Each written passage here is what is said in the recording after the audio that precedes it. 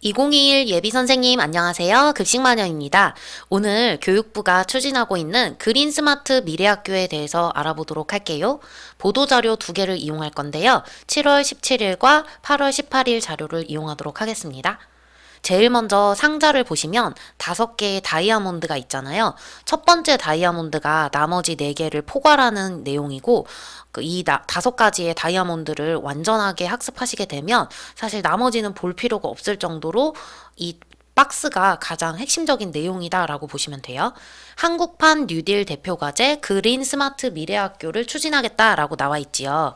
그린이라고 하는 건 친환경을 이야기하는 거고요. 스마트는 최첨단 기술을 이용하겠다. 미래학교를 만들겠다라는 거는 여러 가지 의미를 담고 있지만 학교에서의 혁신적인 교육을 진행하도록 하겠다라는 내용으로 볼 수 있어요. 그런데 앞에 뭐라고 나와 있지요? 한국판 뉴딜이라고 나와 있잖아요. 그렇다면 다른 미국판 뉴딜, 오리지널 뉴딜이 있다는 얘기잖아요. 그건 이따가 조금 더 얘기를 할게요. 한국판 뉴딜은 2가지인데요.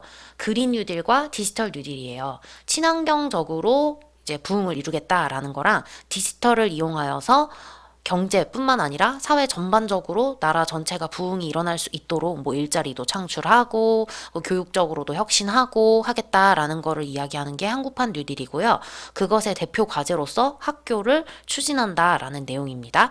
첫 번째로 나와 있는 그 다음 다이아몬드는 공간 혁신에 관한 내용이고요. 2번째는 그린 학교, 3번째는 스마트 교실, 4번째는 학교 복합화에 관한 내용이거든요. 그래서 요 4가지의 개념을 하나하나 짚어볼게요. 먼저 공간 혁신을 보시면요. 기존의 규격화된 학교 공간을 재구조화하여서 미래 교육 과정을 지원하겠다라고 나와 있잖아요. 근데 여기 학교 공간을 재구조한다는 내용까지 보시면 사실 고교 학점제가 떠올라야 돼요. 왜냐면 고교 학점제가 전면적으로 추진이 되게 되면 학교 공간을 재구조화하지 않을 수가 없어요.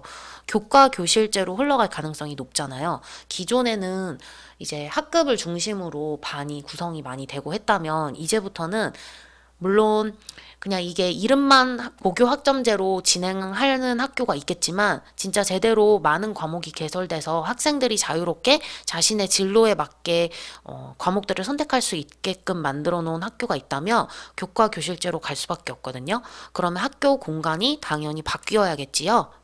또 우리가 지금 블렌디드 수업 상황이잖아요.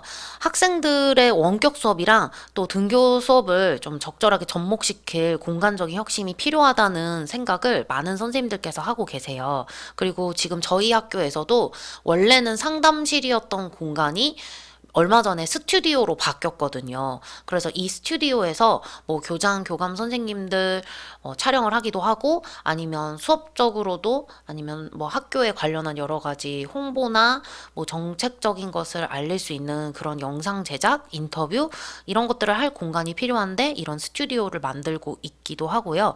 또 미래 교육 과정을 지원한다라는 걸 보시면 우리가 미래 교육이라고 하면 여러 가지들이 떠오를 수 있지만 사실 뭐 메이커 교육이라든지 아니면 학생들이 스스로 여러 가지 뭐 가상 또는 증강현실 이런 기술들을 이용해가지고 프로젝트 같은 것들을 진행할 공간들이 좀 필요하잖아요.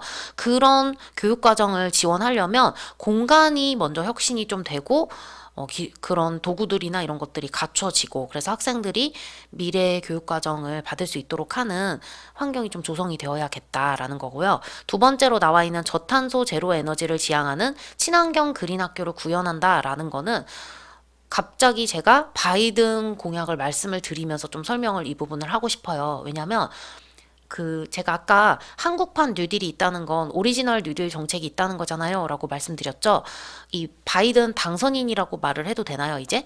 바이든이라는 사람이 미국에서 이렇게 표현을 해요.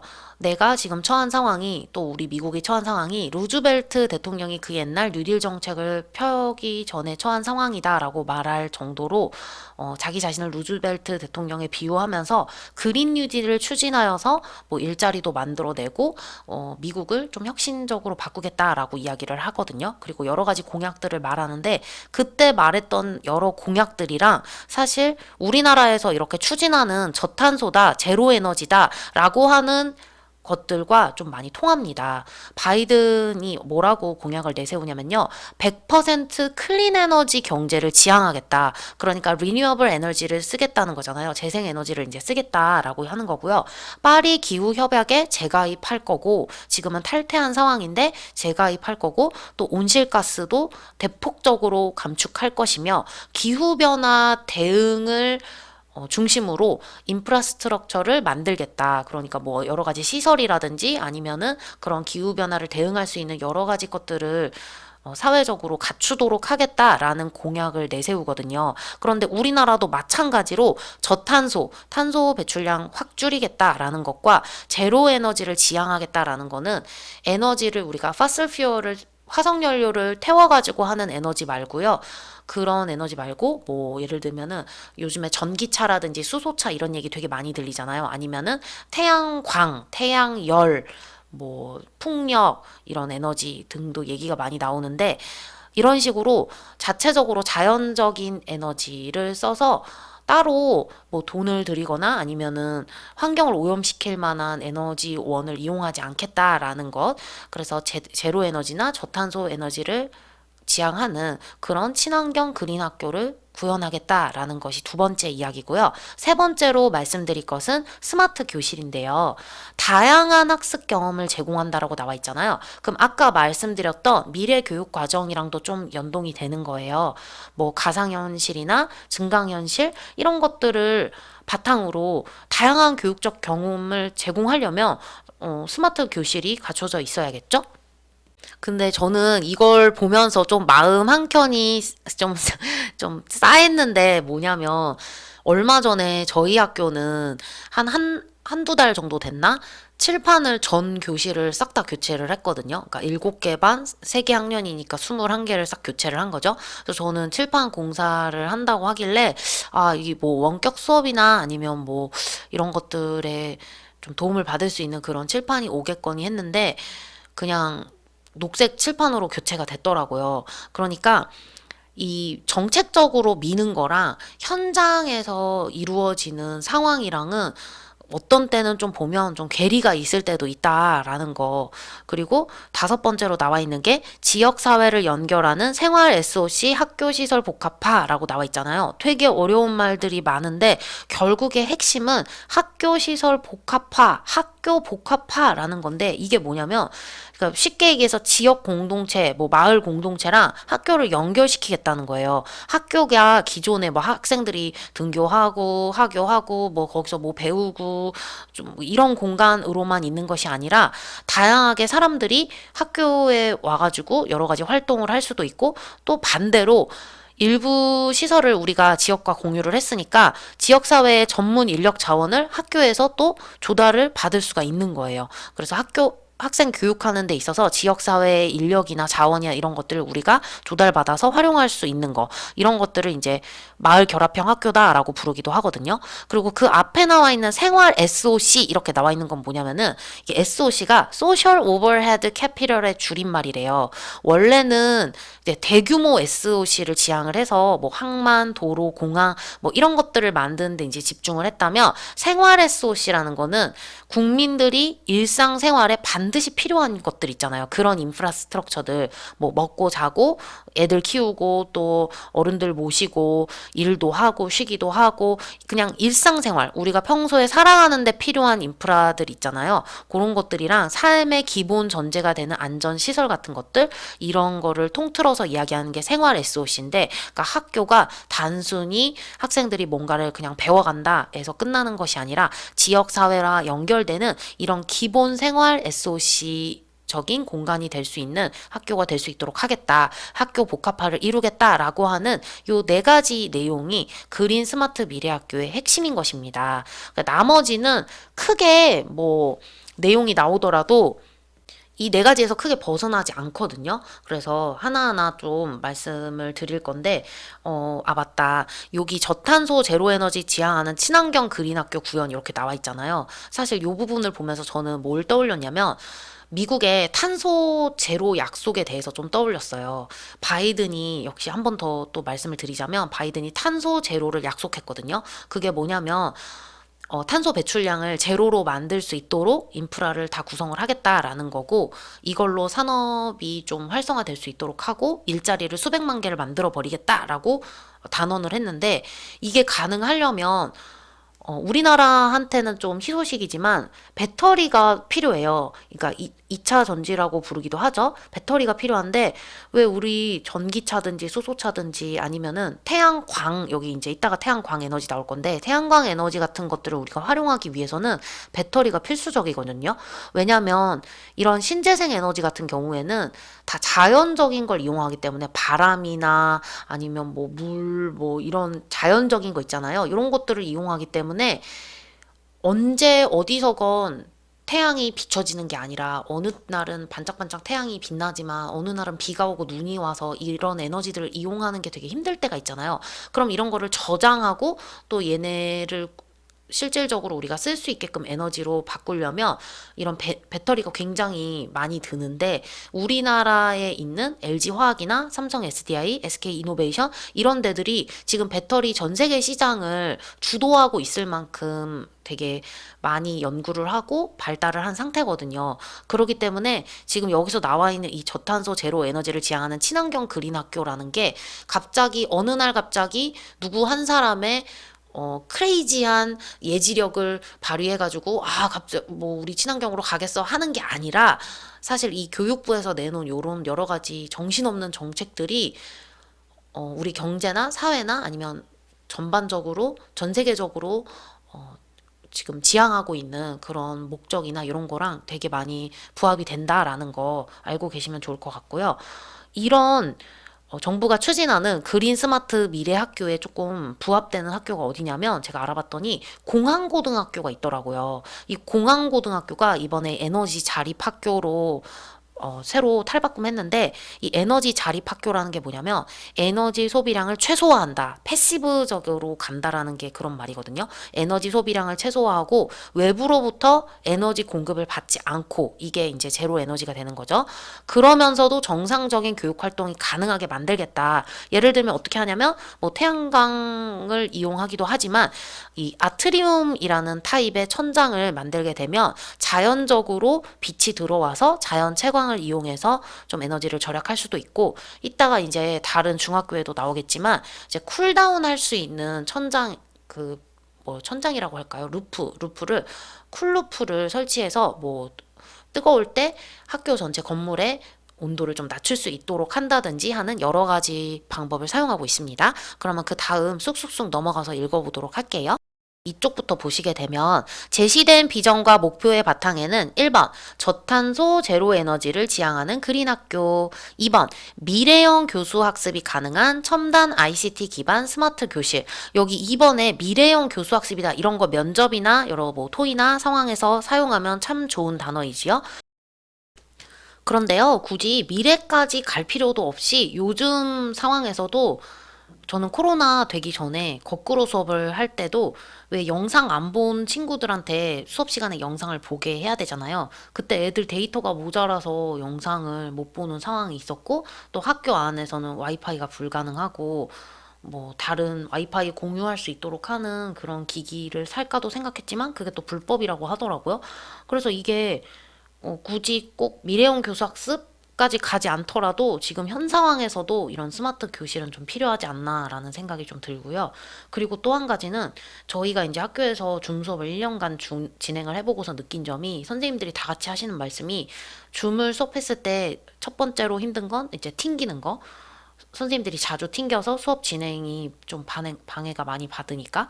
그다음 두 번째로 힘들었던 거는 공간이 없다는 거예요, 공간이.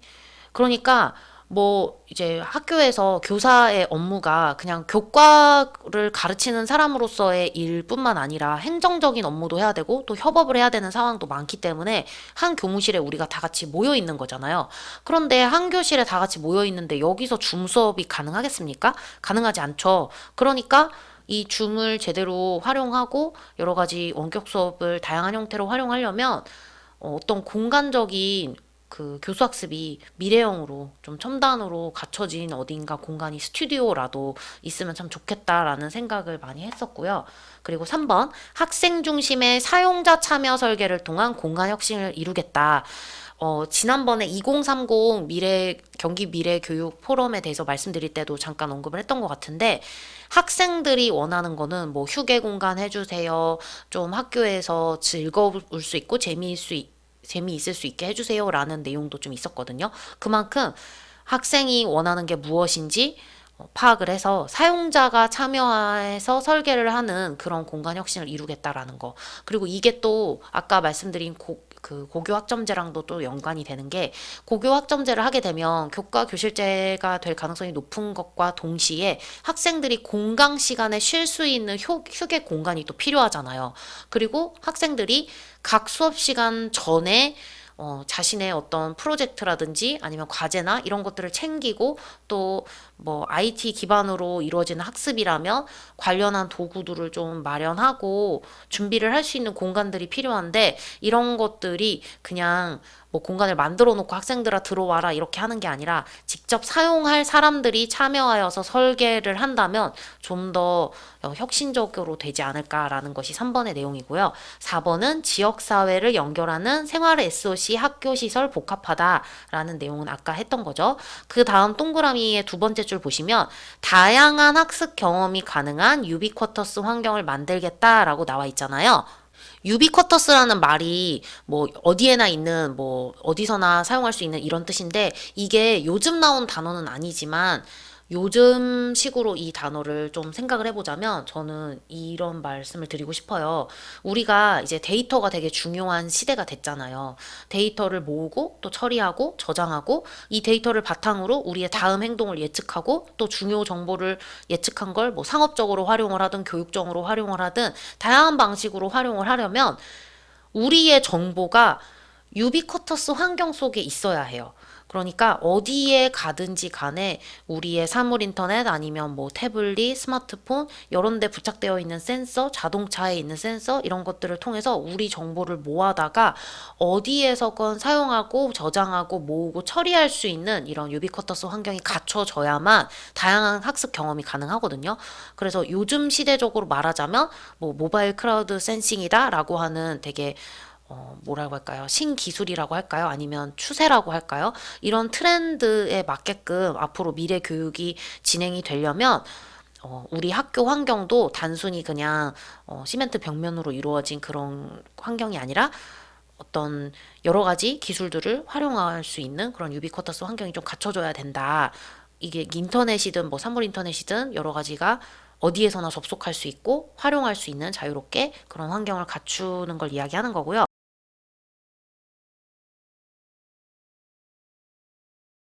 돈에 관한 내용이 나옵니다. 이렇게 좋은 학교인 건 알았어요. 근데 돈이 엄청 많이 들 것 같잖아요. 그래서 지방재정 부담을 덜어주기 위해 학교 시설의 제로 에너지화라든지 디지털화를 위해 추가되는 사업비의 30%를 국비로 지원할 예정이다. 이렇게 나와 있고요. 이 사업을 통해서 총 인원 15만 명의 일자리 창출 효과가 난다. 그러니까 우리 교육부에서 생각하는 건 뭐냐면요. 학교를 혁신함과 동시에 일자리 창출 효과가 굉장히 많기 때문에 결국은 이게 뉴딜이다, 한국판 뉴딜 정책이다 라고 이야기를 하는 거예요. 경제적으로도 도움이 된다는 얘기죠. 그 다음 줄 볼게요. 학교가 그 자체로 생겨난 자체로 환경교육의 컨텐츠가 되고 교재가 되기 때문에 탄소 중립 사회를 이끌어갈 인재 양성의 요람이 될 것이다.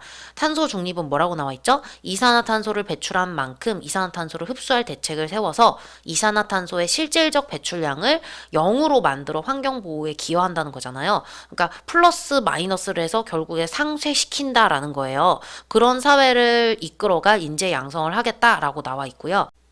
8월 18일 보도자료는 예시들이 굉장히 많이 나와 있어요. 그래서 우리는 함께 살펴본 예시가 이쪽에 창덕여중을 볼 거거든요. 창덕여중 같은 경우에는 뭐 1번에 다양하고 창의적인 공간 구성이나 2번에 전 과목 디지털 기반 맞춤형 학습을 한다는 내용은 여태까지 배운 내용이랑 크게 다르진 않은데, 3번에 테크센터라는 게 나와 있잖아요. 테크센터 등 지원 체계를 갖추겠다라는 건데, 이것도 역시나 약간 일자리랑 좀 또 연관이 되더라고요. 여기 테크센터에는 테크 매니저분이 계세요. 이분이 뭐 하는 분이냐면 수업 동영상을 제작하고 편집하고 또 에듀테크 소프트웨어를 안내해 준다. 이런 직종을 새로 만들어서 학교에다가 이제 상주하실 수 있도록 하겠다는 거예요. 굉장하죠? 엄청난 거죠? 그 다음에 3번에 태양광 패널을 설치한다라고 나와 있고요. 이게 조금 저는 개인적으로 한 가지 의구심을 말씀드려도 될까요? 태양광, 지금 현 기술, 2020년 현 기술로 태양광 패널은 이걸로 우리가 신재생 에너지를 활용을 하려면 반드시 필요한 어떤 부품이나 이런 핵심적인 기술이 있는데, 이런 핵심적인 그런 재료랄까요? 자원이랄까요? 이런 거를 만드는 데는 화석 연료를 좀 써야 된대요. 그러니까 이제 이게 아이러니하게도 친환경 에너지를 만들기 위해서 화석 연료를 써야 되는 상황인 거죠. 그러니까 뭐 태양광 패널이다 이러면 무조건 좋다라기보다는 사실 이게 시각적으로도 그렇게 예쁘지 않기도 하고요. 또 자리도 굉장히 많이 차지하고 여러 가지 뭐 조건을 많이 따져야 되거든요. 태양광 패널을 설치를 할 때. 그래서 이게 어쨌든 이렇게 설치를 했다고 하고, 또 에코 쿨루프라고 나와 있죠. 이건 아까 말씀드렸다시피 건물 온도를 이제 낮춰줄 수 있는 거. 그리고 사물 인터넷 화분이다라고 나와 있는데, 이거는 이제 IoT라고 나와 있는데 인터넷 오브 띵스인 거예요. 사물 인터넷이 되는 거죠. 얘는 화분인데요. 햇빛의 양, 뭐 온도, 뭐 흙의 상태, 영양 상태 이런 것들을 체크해가지고 스마트폰으로 우리한테 정보를 전달해 주는 건데, 여러분들 혹시 샤오미 몸무게 재는 그 체중계 아세요? 몸무게 체중계에 올라서면 그 정보나 이런 것들을 스마트폰으로 다 전송해 주잖아요. 약간 그런 식으로 사물 인터넷 화분이 있는 거죠. 이런 걸 추진하는 학교도 있고, 그 다음에 뭐 거기 문재인 대통령, 유은혜 부총리 이렇게 나와 있는데, 여기에 스마트 패드를 활용해서 수학 과학 수업에 참여하는 시간을 가졌다라고 나오고, 거기서 국내에서 개발된 학습용 소프트웨어인 알지오 매스를 활용해서 학생들이 뭐 2차 함수와 같은 어려운 내용들을 재미있게, 쉽고 재미있게 생생하게 배울 수 있는 활동을 하였다라고 나와 있지요. 그 6쪽을 보시면요. 그린 스마트 스쿨의 기본 방향으로 라고 하는 부분이 나오죠. 1번, 미래형 교수학습이 가능한 첨단 디지털 기반 스마트 교실. 2번, 저탄소 제로 에너지를 지향하는 그린 학교. 3번, 학생 중심의 사용자 참여 설계를 통한 공간 혁신. 4번, 지역사회를 연결하는 생활 SOC, 학교 시설 복합화를 제시하였다라고 나오죠. 생활 SOC 복습해 볼까요? 보육, 의료, 복지, 교통, 문화, 체육시설, 공원 등 일상생활에서 국민의 편익을 증진시키는 이라고 나와 있지요. 그 다음 1번의 스마트 교실을 보시면 맨 밑에 교원과 학생의 디지털 역량 강화를 지원한다. 이것도 면접 때 쓰면 너무너무 좋은 말이죠. 아름다운 말이죠. 근데 이 디지털 역량이라는 것이 단순히 기기를 다루는 능력뿐만이 아니라 물리적으로도 그리고 소프트웨어적으로도 역량을 개발하는 것이 중요하다라고 알아두시면 좋고요. 이번에 그린 학교 나와 있죠. 태양광 발전 등을 활용해서 에너지를 자체 생산할 수 있는 에너지 자립형 그린 학교를 만들겠다라고 나와 있습니다. 그 다음에 공간 혁신은 이제 고교 학점제랑 약간 연관시켜서 말씀을 하시면 좋을 것 같아요. 과거에 규격화된 학교 공간에서 벗어나서 미래 교육을 준비하는 유연하고 창의적인 공간, 학습, 쉼, 놀이가 공존하는 공간으로 전환한다. 그리고 이때 중요한 게 뭐예요? 실제 사용자인 학생, 교원 등 사용자 참여를 강화하여서 설계 과정부터 참여해서 사용자 중심으로 가겠다라는 것이 공간 혁신의 핵심이 되는 내용이고요. 마지막 학교 복합화는 모두의 학교를 만들겠다는 거죠. 학교가 지역사회의 중심 역할을 할 수 있도록 다양한 연령층이 교류하는 공간을 조성하고 지역사회와 연관한 교육을 강화하고 학교 시설을 지역과 공유하겠다라고 나오고 있습니다. 이렇게 우리가 보도자료 두 개를 통하여서 앞으로 추진되는 그린 스마트 미래학교에 대해서 알아보았습니다. 혹시 궁금한 점이나 아니면 제가 말씀드린 내용 중에 오류나 틀린 것들 이런 것들 더 첨언할 것이 있다면 피드백 주시면 반영하도록 하겠습니다. 감사합니다.